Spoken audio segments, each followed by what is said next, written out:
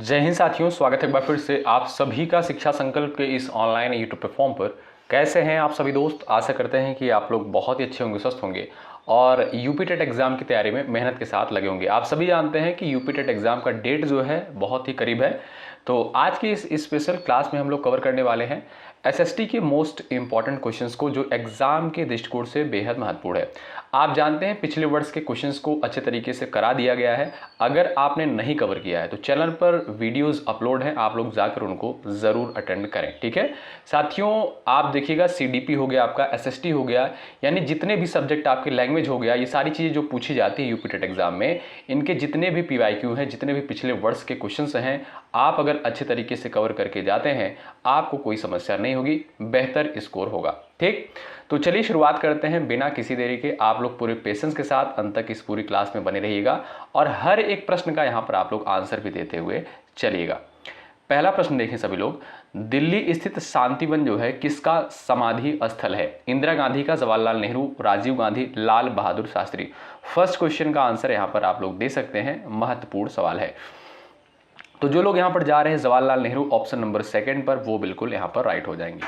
साथियों ध्यान रखें आप लोग, शांतिवन जो है भारत के प्रथम प्रधानमंत्री जवाहरलाल नेहरू का जो है समाधि स्थल है। आप जानते हैं पंडित जवाहरलाल नेहरू जो थे ये भारत के जो है प्रथम प्रधानमंत्री थे। ठीक है, बात करें साथियों अगर हम इंदिरा गांधी की जो समाधि स्थल है उसका नाम क्या है? उसका नाम है साथियों शक्ति स्थल। क्या? अगर आपसे पूछे कि जो इंदिरा गांधी का समाधि स्थल है उसका नाम क्या है? शक्ति स्थल है। ठीक है, और साथियों बात करें अगर हम लाल बहादुर शास्त्री की, तो लाल बहादुर शास्त्री के जो समाधि स्थल है उसे कहा जाता है विजय घाट। क्या?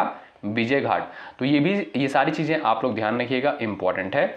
और राजीव गांधी की बात करें, इनका जो समाधि स्थल है उसका नाम क्या भाई? उसका नाम है वीर भूमि। क्या? वीर भूमि है। ठीक है, चलिए अगला सवाल देखते हैं। अमजद अली खां जो है किस विधा से संबंधित है? क्वेश्चन नंबर सेकंड का आंसर यहां पर आप लोग दे सकते हो। बताइए इस प्रश्न का राइट आंसर क्या हो जाएगा? आप सभी दोस्त यहां पर आंसर कर सकते हो। तो जो दोस्त जा रहे हैं सेकंड ऑप्शन पर सरोद पर, वो बिल्कुल यहाँ पर राइट हो जाएंगे। ठीक है दोस्तों, ध्यान रखिएगा आप लोग, उस्ताद अमजद अली खां जो है भारत के एक प्रसिद्ध सरोद वादक हैं और इन्हें साथियों वर्ष 2001 में जो है भारत के दूसरे सर्वोच्च नागरिक सम्मान पद्म विभूषण से जो है सम्मानित किया गया था। ठीक है, तो यहाँ पर आपका सेकंड ऑप्शन जो आपका दिया है बिल्कुल सही आंसर हो जाएगा। अगला सवाल देखें, एशियन ड्रामा पुस्तक के लेखक कौन है? क्वेश्चन नंबर थर्ड का आंसर आप लोग बताएं। चलिए थर्ड क्वेश्चन का आंसर यहां पर क्या हो जाएगा? आप लोग फटाफट दे सकते हो यहां पर आंसर। एशियन ड्रामा पुस्तक के जो है लेखक कौन है?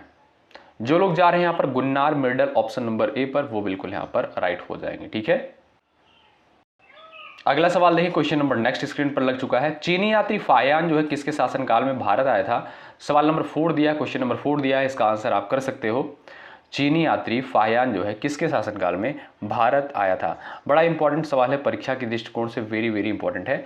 तो जो लोग यहाँ पर जा रहे हैं चंद्रगुप्त सेकंड पर, चंद्रगुप्त द्वितीय पर जो लोग यहाँ पर जा रहे हैं वो बिल्कुल यहाँ पर राइट हो जाएंगे।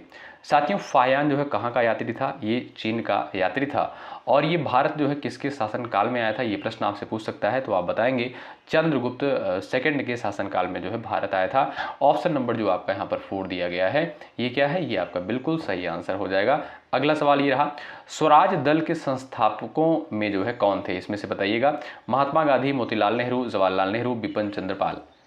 चलिए क्वेश्चन नंबर 5 का राइट आंसर आपका क्या हो जाएगा? इस प्रश्न का आंसर आप सभी प्यारे दोस्त दे सकते हो, कोशिश करिएगा आंसर देने के लिए। स्वराज दल के संस्थापकों में जो है कौन थे? तो मोतीलाल नेहरू यहाँ पर जो आपका सेकंड ऑप्शन साथियों दिया गया है, ये क्या है? ये बिल्कुल यहाँ पर राइट आंसर हो जाएगा। साथियों आप जानते होंगे स्वराज पार्टी यानी स्वराज दल की स्थापना जनवरी 1923 में चित्तरंजन दास और मोतीलाल नेहरू के द्वारा करी गई थी। तो यहाँ पर सेकंड ऑप्शन जो आपका दिया गया है बिल्कुल सही आंसर हो जाएगा। अगला सवाल देखें, भारतीय राष्ट्रीय कांग्रेस और मुस्लिम लीग ने जो है लखनऊ में कब एक समझौते पर हस्ताक्षर किया था? क्वेश्चन नंबर 6 दिया है, इसका आंसर आप कर सकते हो। प्रयास करिएगा, कोशिश करिएगा आंसर देने के लिए, महत्वपूर्ण सवाल है परीक्षा की दृष्टिकोण से। यहाँ पर जो लोग जा रहे हैं वर्ष 1916 ऑप्शन नंबर ए पर, वो बिल्कुल राइट है। बड़ा इंपॉर्टेंट क्वेश्चन है परीक्षा के दृष्टिकोण से, तो ध्यान रखिएगा दोस्तों। वर्ष 1916 के जो है लखनऊ अधिवेशन में कांग्रेस और मुस्लिम लीग के बीच जो है ऐतिहासिक लखनऊ समझौता यानी लखनऊ पैक्ट जो है हुआ था। लखनऊ पैक्ट कहिए या लखनऊ समझौता कहिए, बात एक ही है, ठीक है। अगर आपसे क्वेश्चन में लखनऊ पैक्ट देखने को मिले फिर भी आपका 1916 होगा, अगर आपसे जो है लखनऊ समझौता पूछे फिर भी आपका क्या होगा, 1916 ही होगा, ठीक है। तो यहाँ पर जो लोग जा रहे हैं विकल्प ए पर सेलेक्ट कर रहे हैं वो बिल्कुल करेक्ट हो जाएंगे, ठीक। अगला सवाल देखिए, क्वेश्चन नंबर नेक्स्ट है, भारतीय संविधान की प्रस्तावना में अभी तक कितनी बार संशोधन किया जा चुका है? सवाल नंबर 7 का आंसर आप बताएं। बड़ा इंपॉर्टेंट सवाल है परीक्षा की दृष्टिकोण से। चलिए सभी दोस्त यहां पर उत्तर देने का प्रयास करिएगा, बताएं दोस्तों। अगर हम बात करें भारतीय संविधान की प्रस्तावना में, तो भारतीय संविधान की प्रस्तावना में जो है अभी तक सिर्फ और सिर्फ एक बार संशोधन किया गया। अच्छा, कब किया गया था? 42वें संविधान संशोधन 1976 के द्वारा जो है इसमें साथियों प्रथम संशोधन किया गया और इसमें 3 शब्द जोड़े गए। कौन कौन से शब्द? समाजवादी, पंथ निरपेक्ष और अखंडता। ये 3 शब्द साथियों भारतीय संविधान की प्रस्तावना में जोड़े गए। याद रखिएगा, वेरी वेरी इंपॉर्टेंट पॉइंट है। और साथियों ये भी ध्यान रखें साथ साथ, प्रस्तावना को जो है संविधान की आत्मा और कुंजी भी कहा जाता है। अगर आपसे पूछे कि संविधान का जो है आत्मा अथवा कुंजी किसे कहते हैं, तो भारतीय संविधान की जो प्रस्तावना है उसे ही साथियों आत्मा अथवा कुंजी कहा जाता है, ये भी ध्यान रखिएगा। तो भाई संशोधन कितनी बार अभी तक हुआ है? एक बार संशोधन हुआ। कब? 42वें संविधान संशोधन 1976 के द्वारा। और कौन कौन से शब्द जोड़े गए ये जरूर ध्यान रखें आप लोग, समाजवादी, पंथ निरपेक्ष और आपका अखंडता, ठीक। अगला सवाल देखें, क्वेश्चन नंबर नेक्स्ट है, राज्यसभा का सर्वप्रथम गठन जो है किस वर्ष हुआ था? क्वेश्चन नंबर 8 स्क्रीन पर दिया गया है, इसका आंसर आप लोग बता दीजिएगा।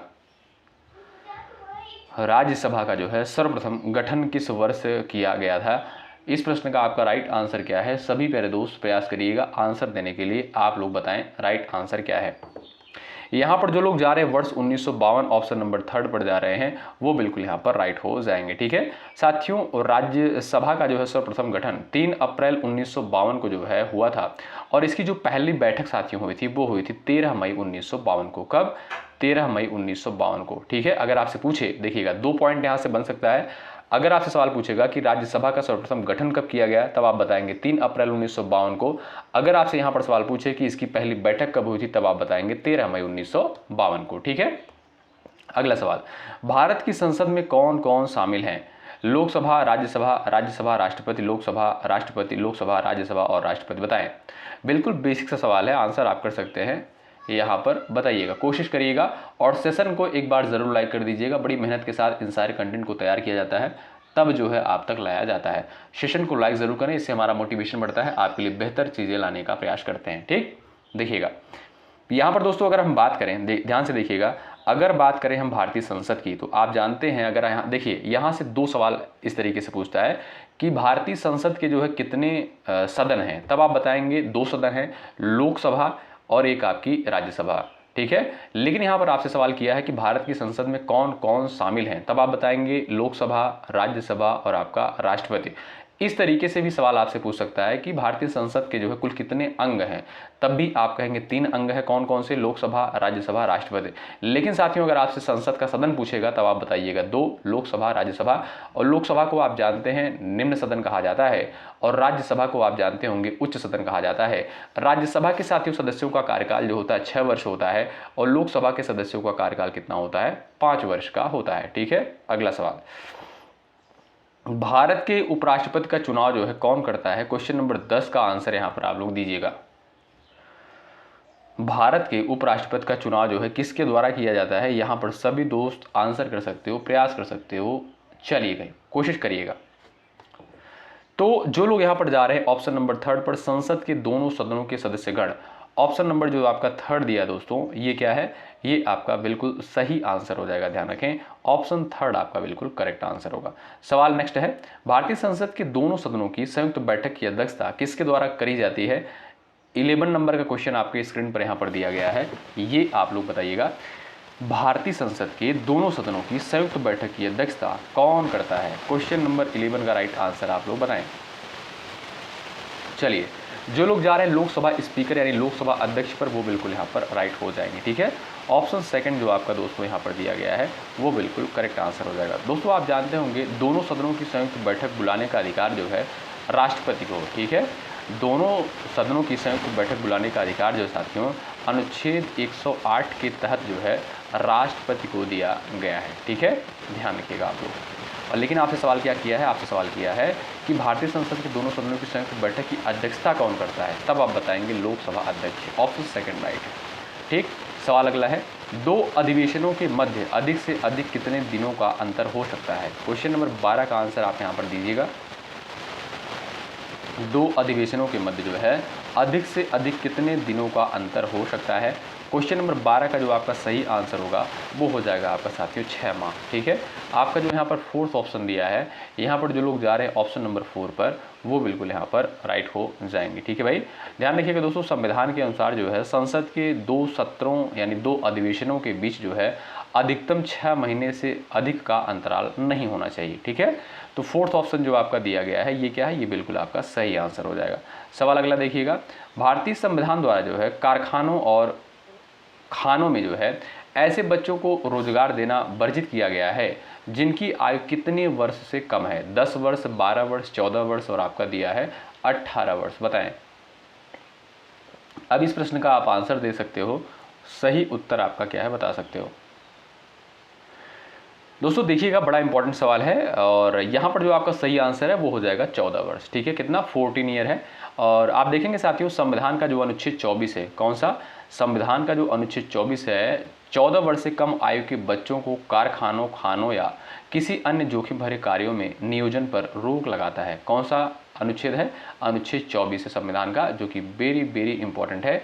तो यहाँ पर जो लोग जा रहे हैं 14 वर्ष पर, ऑप्शन नंबर 3 पर जा रहे हैं, वो बिल्कुल राइट हो जाएंगे। ठीक, सवाल नंबर अगला है, राष्ट्रपति और उपराष्ट्रपति दोनों की अनुपस्थिति में भारत के राष्ट्रपति के कार्यों का निष्पादन कौन करता है।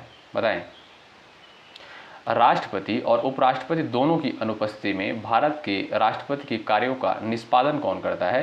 क्वेश्चन नंबर 14 का आंसर आप यहां पर दे सकते हो। चलिए सभी साथी प्रयास करिएगा आंसर देने के लिए। आप देखेंगे साथियों, यहाँ पर जो लोग जा रहे हैं मुख्य न्यायाधीश, ऑप्शन नंबर 2 पर, वो बिल्कुल राइट हो जाएंगे। ठीक है, सेकंड ऑप्शन दोस्तों आपका बिल्कुल यहाँ पर राइट आंसर हो जाएगा।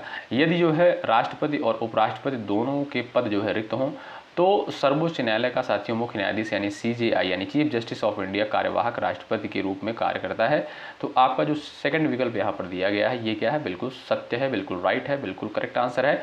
अगला सवाल देखें, देश के प्रत्येक नागरिक को वित्तीय व्यवस्था से जोड़ने के उद्देश्य से नचिकेता मौर्य समिति का गठन किस वर्ष किया गया था। क्वेश्चन नंबर 15 का उत्तर आप बताइएगा। यहाँ पर सभी साथियों का यहाँ पर आंसर आ जाना चाहिए, सभी प्यारे दोस्त यहाँ पर आंसर दीजिएगा। यहाँ पर जो लोग जा रहे हैं 2013 वर्ष 2013 पर ऑप्शन नंबर 4 पर जा रहे हैं, वो बिल्कुल राइट हो जाएंगे। ठीक है, ऑप्शन 4 आपका बिल्कुल यहाँ पर करेक्ट आंसर हो जाएगा, ध्यान रखिएगा दोस्तों। अगला सवाल, उच्च न्यायालय का न्यायाधीश जो है अपना त्यागपत्र किसको देता है। क्वेश्चन नंबर 16 का उत्तर यहाँ पर आप लोग दीजिएगा। उच्च न्यायालय का न्यायाधीश अपना त्यागपत्र जो है किसको देता है। क्वेश्चन नंबर 16 आपके स्क्रीन पर यहाँ पर दिया गया है। इस प्रश्न का आंसर आप यहाँ पर दे सकते हैं, महत्वपूर्ण क्वेश्चन है। मुख्यमंत्री, राज्यपाल, प्रधानमंत्री और आपका दिया है राष्ट्रपति। तो आप देखेंगे साथियों, जो यहाँ पर राइट आंसर हो जाएगा वो हो जाएगा आपका राष्ट्रपति को देता है।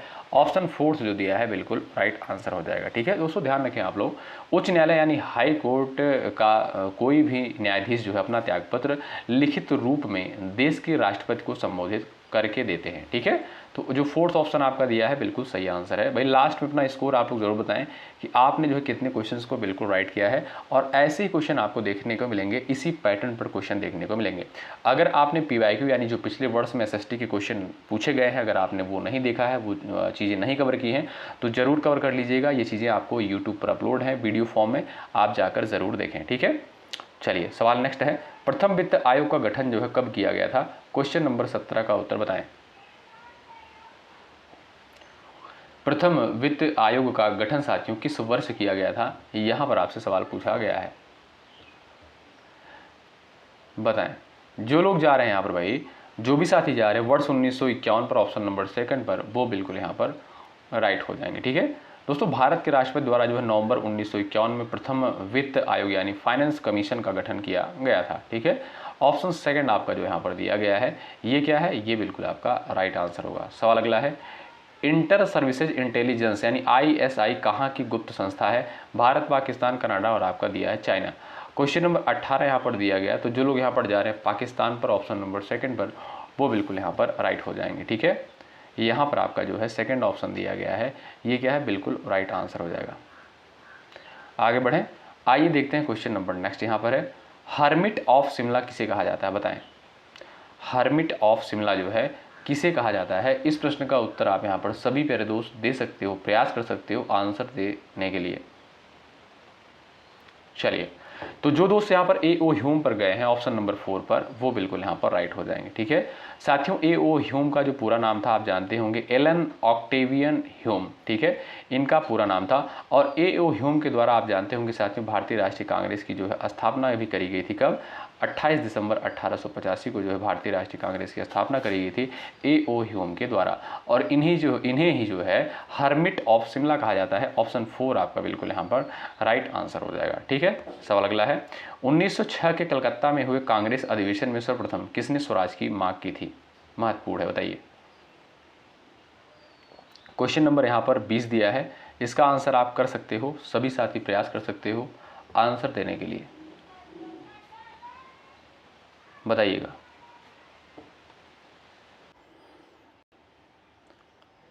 चलिएगा, इस क्वेश्चन का आंसर आप कर सकते हो। तो आप देखेंगे साथियों, यहाँ पर जो आपका राइट आंसर होगा ऑप्शन नंबर 4 जो दिया है, दादा भाई नौरोजी। ऑप्शन नंबर जो आपका 4 दिया है, ये क्या है, बिल्कुल सही आंसर हो जाएगा। ठीक है दोस्तों, ध्यान रखें आप लोग, वर्ष 1906 में, कब? वर्ष 1906 के जो है कांग्रेस के कलकत्ता अधिवेशन के मंच से जो है अध्यक्ष दादा भाई नौरोजी ने पहली बार भारत के लिए जो है स्वराज शब्द का जो है प्रयोग किया था। ठीक है, तो यहाँ पर जो लोग 4th ऑप्शन पर जा रहे हैं दादा भाई नौरोजी पर, वो बिल्कुल राइट हो जाएंगे। और दोस्तों आप जानते होंगे ये भी कि दादा भाई नौरोजी को grand old man of India भी कहा जाता है, ये भी साथ साथ ध्यान रखिएगा। अगला सवाल, प्रथम विश्व युद्ध के समय जो है किसको रिक्रूटिंग सार्जेंट कहा गया था? इस क्वेश्चन का उत्तर आप बताएं। सवाल नंबर 21 आपके स्क्रीन पर यहाँ पर दिया गया है, बताइएगा। प्रथम विश्व युद्ध के समय जो है किसको रिक्रूटिंग सार्जेंट कहा गया था? 21 का उत्तर आप बताएंगे। यहाँ पर आप देखेंगे साथियों, जो लोग जा रहे हैं महात्मा गांधी ऑप्शन नंबर 3 पर, वो बिल्कुल राइट होंगे। साथियों अगर हम बात करें पहले देखिएगा यहाँ पर प्रथम विश्व युद्ध की, तो ये जो है कब से कब तक चला था? तो आप देखेंगे 1914 से जो है 1918 तक। कब? 1914 से 1918 तक। ठीक है, तो साथियों ध्यान रखिएगा आप लोग, प्रथम विश्व युद्ध के दौरान जो है महात्मा गांधी ने भारतीयों को ब्रिटिश सेना में भर्ती होने के लिए प्रोत्साहित किया था, जिसके कारण जो है लोगों ने उन्हें रिक्रूटिंग सार्जेंट कहा। रिक्रूटिंग सार्जेंट का मतलब भर्ती करने वाला सार्जेंट कहा था। ठीक है, तो राइट आंसर क्या है? महात्मा गांधी। ऑप्शन नंबर 3 पर जो लोग यहाँ पर जा रहे हैं वो बिल्कुल राइट हो जाएंगे। अगला सवाल देखें, किसको जो है मदर ऑफ इंडियन रिवॉल्यूशन कहा जाता है? क्वेश्चन नंबर आपके सामने यहाँ पर 22 दिया गया है, इसका उत्तर आप लोग बता सकते हो। चलिएगा, किसको जो है मदर ऑफ इंडियन रेवोल्यूशन कहा जाता है? इस प्रश्न का उत्तर आपका क्या हो जाएगा? मैडम कामा को। किसको? मैडम कामा को। आप देखेंगे जो सेकंड ऑप्शन पर जा रहे हैं, जो भी दोस्त यहां पर जा रहे हैं, वो बिल्कुल सही हो जाएंगे। सवाल अगला देखिएगा, किस वर्ष मुस्लिम लीग ने जो है मुक्ति दिवस मनाया था? बताएं। चलिए, इस प्रश्न का उत्तर आप दीजिएगा फटाफट। यहां पर आपका सही आंसर क्या है? किस वर्ष जो है मुस्लिम लीग ने मुक्ति दिवस के रूप में मनाया था? बताएं। यहाँ पर जो लोग जा रहे हैं ऑप्शन नंबर 4 पर 1939 पर जा रहे हैं, वो बिल्कुल राइट हो जाएंगे। मुस्लिम लीग ने साथियों 22 दिसंबर 1939 को, कब? मुस्लिम लीग ने 22 दिसंबर 1939 को मुक्ति दिवस के रूप में जो है मनाया था। तो यहाँ पर आप देखेंगे जो लोग जा रहे हैं ऑप्शन नंबर 4 पर 1939 पर जा रहे हैं, वो बिल्कुल यहाँ पर राइट हो जाएंगे। ध्यान रखिएगा आप लोग। अगला सवाल, इलाही गज का जो है प्रचलन किसने करवाया था? क्वेश्चन नंबर आपके सामने यहाँ पर दिया है 24, इसका उत्तर आप बता सकते हैं। इलाही गज का प्रचलन किसने करवाया था? बताएं। 24 का राइट आंसर आपका क्या है? आप देखेंगे दोस्तों यहाँ पर जो लोग जा रहे हैं ऑप्शन नंबर 3 पर अकबर पर जा रहे हैं, वो बिल्कुल यहाँ पर करेक्ट हो जाएंगे। क्या भाई? यहाँ पर आपका 3rd ऑप्शन जो दिया है बिल्कुल राइट आंसर हो जाएगा। साथियों, मुगल बादशाह अकबर ने जो है भूमि मापने के लिए वर्ष 1588 में जो है इलाही गज नामक एक नए पैमाने का जो है प्रचलन शुरू किया था। कब? 1588 में। ध्यान रखिएगा आप लोग। ठीक, अगला सवाल देखो भाई, जब्ती प्रणाली का जन्मदाता जो है किसे माना जाता था? क्वेश्चन नंबर 25 का यहाँ पर आंसर आप लोग करिएगा। सभी प्यारे दोस्त यहाँ पर उत्तर देने का प्रयास करें फटाफट आंसर दीजिएगा। जब्ती प्रणाली का जन्मदाता किसे कहा जाता है? तो सही आंसर जो आपका होगा वो हो जाएगा आपका टोडरमल को। ठीक है, ऑप्शन थर्ड बिल्कुल राइट आंसर हो जाएगा। साथियों, राजा टोडरमल जो कि अकबर के वित्त व राजस्व मंत्री थे, उन्होंने जो है भू राजस्व वसूली के लिए जब्ती प्रणाली या दहशाला व्यवस्था जो है विकसित की थी। ठीक है, तो अगर आपसे सवाल पूछेगा कि जब्ती प्रणाली का जन्मदाता किसे कहा जाता है, तो आप बताएंगे टोडरमल को। ऑप्शन थर्ड जो दिया है बिल्कुल क्या है, सही उत्तर है। अगला सवाल, लोधी वंश के किस शासक ने जो है सर्वप्रथम राजधानी को दिल्ली से आगरा स्थानांतरित किया था? क्वेश्चन नंबर 26 आपके स्क्रीन पर दिया गया है, उत्तर आप बताएं। चलिए, सवाल नंबर 26 का उत्तर आपका क्या हो जाएगा? लोधी वंश के किस शासक ने सर्वप्रथम राजधानी को दिल्ली से आगरा स्थानांतरित किया था? तो जो लोग यहाँ पर जा रहे हैं सिकंदर लोधी पर जा रहे हैं, ऑप्शन नंबर ए पर जा रहे हैं, वो बिल्कुल यहाँ पर राइट हो जाएंगे, ध्यान रखिएगा। साथियों, सिकंदर लोधी ने जो है वर्ष 1504 में जो है आगरा शहर की स्थापना की थी और 1506 में जो है अपनी राजधानी दिल्ली से आगरा स्थानांतरित की थी। ठीक है, तो यहाँ पर सही आंसर क्या है आपका? सिकंदर लोधी। ए विकल्प क्या है? बिल्कुल सही आंसर है। ठीक है, सवाल अगला देखिएगा, किस ग्रह को जो है लेटा हुआ ग्रह कहा जाता है?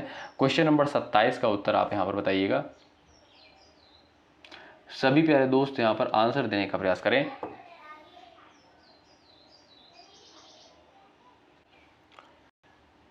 चलिएगा, क्वेश्चन नंबर 27 का आंसर यहां पर आप करें, किस ग्रह को जो है लेटा हुआ ग्रह कहा जाता है? तो जो लोग यहां पर जा रहे हैं यूरेनस यानी अरुण पर, ऑप्शन नंबर थर्ड पर जा रहे हैं, वो बिल्कुल यहां पर राइट हो जाएंगे। ठीक है भाई। साथियों, आप देखेंगे अरुण जो है या यूरेनस जो है, ये ग्रह अपने अक्ष पर जो है बहुत अधिक झुका हुआ है, इसीलिए इसे जो है लेटा हुआ ग्रह कहा जाता है। ठीक है, बात करें दोस्तों यहाँ पर, अगर हम बृहस्पति की, ये सौरमंडल का जो है सबसे बड़ा ग्रह होता है। ठीक है, शुक्र की बात करें दोस्तों, इसे जो है सबसे चमकीला ग्रह कहा जाता है, पृथ्वी की जुड़वा बहन कहते हैं, और इसे भोर का तारा यानी मॉर्निंग स्टार बोलते हैं, या आप इसे जो है इवनिंग स्टार यानी सांझ का तारा भी कह सकते हैं, ये भी इसे कहा जाता है। ठीक है, तो ये सारे पॉइंट्स एग्जाम के पॉइंट ऑफ व्यू से वेरी वेरी इंपॉर्टेंट है। अगला सवाल ये रहा, सूर्य की किरणों को पृथ्वी पर पहुंचने में कितना समय लगता है? 28 का आंसर आप बताएं यहां पर। चलिए, क्वेश्चन नंबर 28 का राइट आंसर आपका क्या है? सूर्य की किरणों को पृथ्वी पर पहुंचने में कितना समय लगता है? तो आप देखेंगे 8 मिनट 20 सेकंड का समय लगता है। ए विकल्प पर यहाँ पर जो लोग जा रहे हैं वो बिल्कुल राइट हो जाएंगे। लगभग जो है साथियों 8 मिनट 20 सेकंड का समय लगता है। सवाल अगला है, किस देश को जो है यूरोप का भारत कहा जाता है? बताएं, किस देश को यूरोप का भारत कहा जाता है? इस प्रश्न का उत्तर आप यहां पर दीजिएगा। तो जो दोस्त यहां पर जा रहे हैं इटली पर, ऑप्शन नंबर फोर्थ पर जा रहे हैं, वो बिल्कुल यहां पर राइट हो जाएंगे। ठीक है, ऑप्शन फोर्थ आपका जो दिया गया है बिल्कुल राइट आंसर होगा। सवाल अगला है, गंगा की सबसे बड़ी सहायक नदी कौन सी है? बताएं, यमुना, सरयू, सोन, ब्रह्मपुत्र। चलिएगा, क्वेश्चन नंबर 30 आपकी स्क्रीन पर है, गंगा की जो है सबसे बड़ी सहायक नदी कौन सी है? आप सभी दोस्त यहां पर उत्तर देने का प्रयास करिएगा।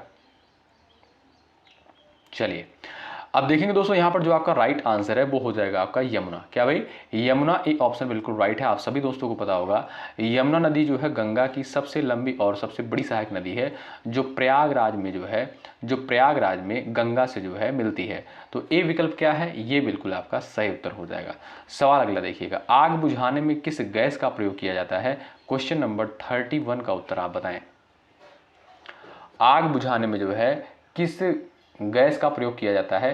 क्वेश्चन नंबर 31 का राइट आंसर क्या हो जाएगा? जो लोग जा रहे हैं CO2 यानी कार्बन डाइऑक्साइड पर, वो बिल्कुल राइट हो जाएंगे। ऑप्शन नंबर जो फोर्थ दिया गया है ये क्या है? ये बिल्कुल आपका सही उत्तर हो जाएगा, ध्यान रखें। अगला सवाल, हंसाने वाली गैस जो है कौन सी होती है? 32 का आप यहाँ पर आंसर बताएं। सवाल नंबर 32 का राइट आंसर क्या हो जाएगा? आप यहाँ पर कोशिश करिएगा आंसर देने के लिए। तो जो दोस्त यहां पर जा रहे हैं nitrous oxide, option number A पर जा रहे हैं, यानी N2O जिसे बोलते हैं। क्या? N2O जिसे बोलते हैं, इसे जो है क्या बोलते हैं भाई? हंसाने वाली गैस कौन सी है? नाइट्रस ऑक्साइड को हंसाने वाली गैस कहा जाता है, यानी N2O इसका जो है रासायनिक फार्मूला होता है, यानी इसे लॉफिंग गैस या हंसाने वाली गैस बोलते हैं। अगला सवाल ये रहा, लॉन टेनिस खेल के लिए प्रसिद्ध है, फुटबॉल, गोल्फ, क्रिकेट, रग्बी। 33 का उत्तर बताएं। लॉन टेनिस के बारे में आपसे यहाँ पर सवाल पूछा है, इस प्रश्न का राइट आंसर आपका क्या हो जाएगा? आप सभी दोस्त उत्तर यहाँ पर दे सकते हो। चलिए,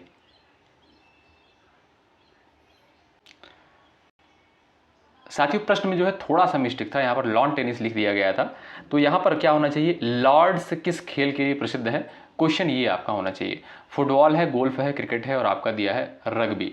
तो इस प्रश्न का आंसर आप क्या क्या हो जाएगा यहाँ पर बता सकते हो। तो आप देखेंगे साथियों यहाँ पर जो आपका क्रिकेट दिया है, क्या भाई, ऑप्शन नंबर 3 जो दिया है क्रिकेट, ये क्या है, ये बिल्कुल आपका सही आंसर होगा। अगला सवाल, वायुमंडल में जो है कार्बन डाइऑक्साइड की मात्रा में वृद्धि करने के कारण क्या होगा, बताइएगा। यानी वायुमंडल में साथियों CO2 यानी कार्बन डाइऑक्साइड की मात्रा में वृद्धि करने के कारण जो है क्या होगा, ताप बढ़ेगा, टेम्परेचर घटेगा, या जो है ताप अप्रभावित रहेगा, या ताप कभी बढ़ेगा कभी घटेगा। 34 का आंसर बताएं। यानी वायुमंडल में जो है साथियों कार्बन डाइऑक्साइड की मात्रा बढ़ती है तो टेम्परेचर पर क्या इफेक्ट पड़ता है, यही आपको यहाँ पर बता देना है। तो आप जानते हैं क्या होगा भाई, ताप जो है इंक्रीज होगा, यानी जो टेम्परेचर है वो आपका इंक्रीज होगा। विकल्प ए जो आपका दिया गया है बिल्कुल राइट आंसर हो जाएगा। वर्तमान समय में अगर आप देखेंगे दोस्तों, नया डाटा जो है अगर आपसे पूछा जाए कि कार्बन डाइऑक्साइड की मात्रा जो है वायुमंडल में कितनी है, तो 0.04% जो है ये आपका क्या भाई, कार्बन डाइऑक्साइड की मात्रा है, ठीक है। और 21% आप देखेंगे लगभग जो है क्या है, ऑक्सीजन है, और 78% जो है क्या है, लगभग नाइट्रोजन है, ठीक। अगला, राष्ट्रीय डेयरी विकास बोर्ड की स्थापना जो है कब हुई थी, 35 का यहाँ पर उत्तर आप बताइएगा। राष्ट्रीय डेयरी विकास बोर्ड की स्थापना जो है कब करी गई थी, 1965 पर। यहाँ पर जो लोग जा रहे हैं 1965 पर, जो साथी यहाँ पर जा रहे हैं, ऑप्शन नंबर 2 आपका बिल्कुल राइट आंसर होगा। निम्नलिखित में से कौन सी जो है मिश्रित धातु है, बताइए। मिश्रित धातु यहाँ पर आपसे पूछा है। सवाल नंबर 36 आपके स्क्रीन पर यहाँ पर दिया गया है, आप यहाँ प्रयास करिएगा उत्तर देने के लिए।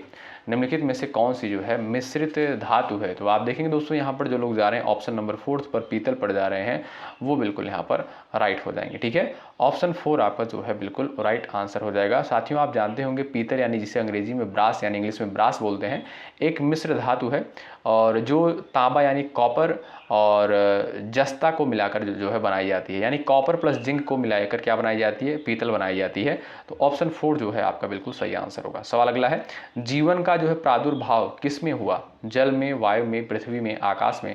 37 का आंसर क्या हो जाएगा, बताओ। तो दोस्तों आप देखेंगे यहाँ पर जो आपका सही उत्तर हो जाएगा वो हो जाएगा आपका जल में, यानी वाटर में, ठीक है।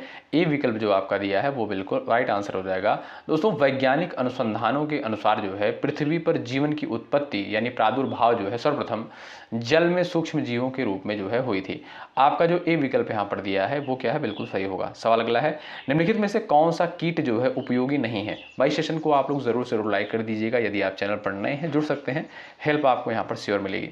तो निम्नलिखित में से जो है कौन सा कीट उपयोगी नहीं है, 38 का आंसर आप लोग बताइएगा।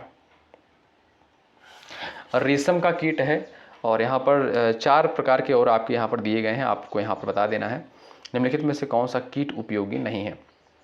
तो जो लोग यहाँ पर जा रहे हैं घरेलू मक्खी पर, ऑप्शन नंबर 4 पर, वो बिल्कुल यहाँ पर राइट हो जाएंगे, ठीक है। ऑप्शन 4 आपका बिल्कुल सही आंसर होगा।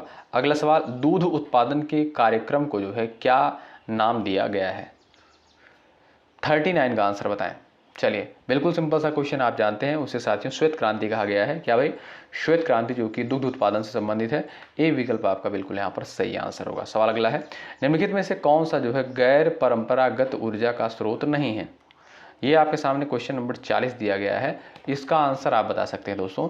निम्नलिखित में से कौन सा जो है गैर परंपरागत ऊर्जा का स्रोत जो है नहीं है, तो वो है साथियों आपका क्या, वो है आपका कोयला, ठीक है। ऑप्शन 4 जो है बिल्कुल आपका राइट आंसर हो जाएगा, ध्यान रखिएगा। आगे बढ़े क्वेश्चन नंबर यहाँ पर नेक्स्ट देखिएगा। सवाल नंबर अगला आपके स्क्रीन पर लग चुका है, इसका उत्तर बताएं। अंतरिक्ष में सर्वप्रथम जो है जाने वाले मानव का नाम क्या है। क्वेश्चन नंबर 41 का उत्तर आप यहाँ पर बताइएगा। अंतरिक्ष में सर्वप्रथम जाने वाले मानव का नाम क्या है। 41 का आंसर आप दोस्तों देखेंगे यहाँ पर, तो जो सही आंसर हो जाएगा वो हो जाएगा यूरी गॉगरिन। क्या, यूरी गॉगरिन, ऑप्शन नंबर ए बिल्कुल यहाँ पर राइट आंसर हो जाएगा, ठीक। ए विकल्प बिल्कुल सही उत्तर होगा। अगला सवाल देखें, 1 मिनट में मनुष्य जो है कितनी बार सांस लेता है। क्वेश्चन नंबर 42 का उत्तर बताएं। 1 मिनट में जो है मनुष्य कितनी बार सांस लेता है, यहाँ पर आपके सामने आंसर दिया गया है। 4 विकल्प आपके सामने यहाँ पर दिए गए हैं, आप लोग बताएं।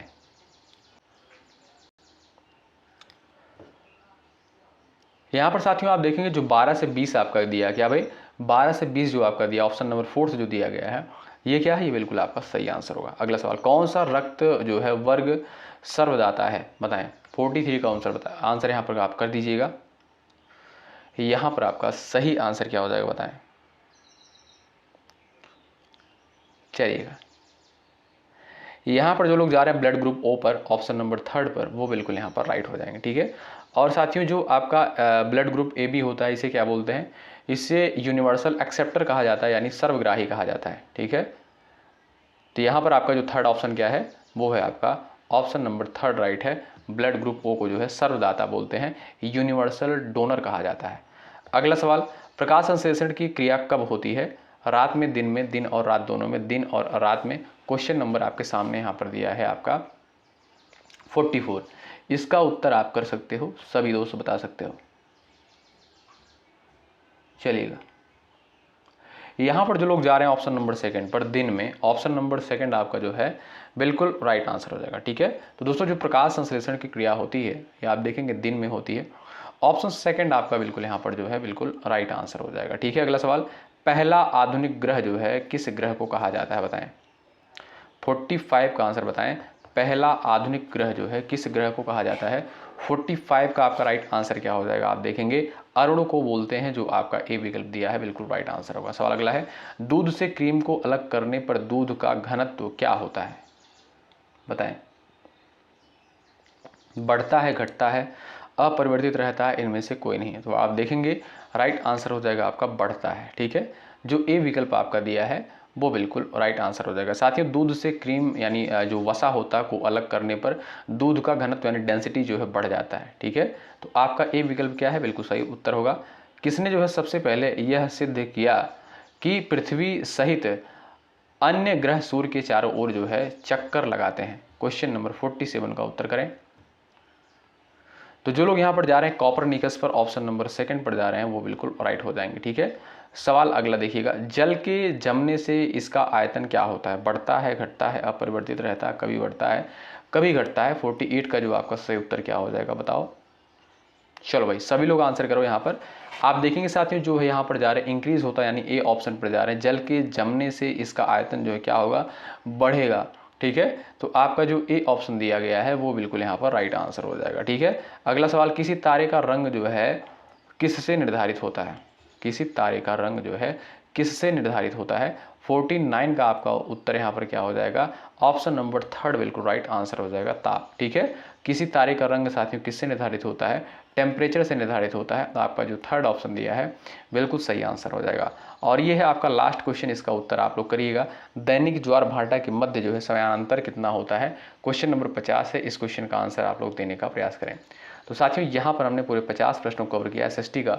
इस क्लास को जो आप लोग एक टेस्ट के माध्यम से लीजिएगा और ईमानदारी के साथ बताइएगा कि आपने लास्ट में कितने क्वेश्चंस को बिल्कुल सही करने का प्रयास किया है। ठीक है।